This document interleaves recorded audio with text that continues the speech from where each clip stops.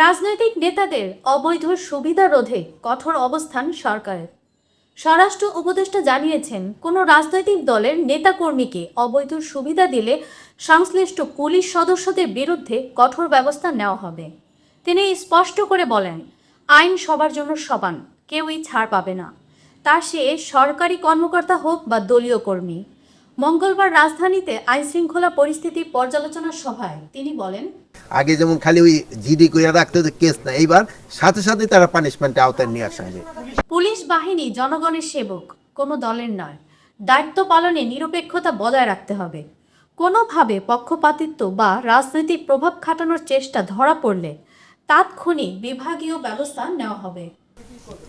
যে যদি কেউ কোনো জড়িত থাকে তারে আইনের আওতায় নিয়ে আসা। তিনি আরও বলেন, নির্বাচনের আগে শৃঙ্খলা বজায় রাখা সরকারের সর্বোচ্চ অগ্রাধিকার।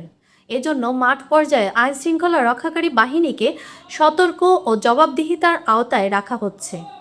সরকার জানিয়েছে, রাজনৈতিক প্রভাব বা অবৈধ সুবিধা দিলে পুলিশ সদস্যদের কঠোর শাস্তি দেওয়া হবে।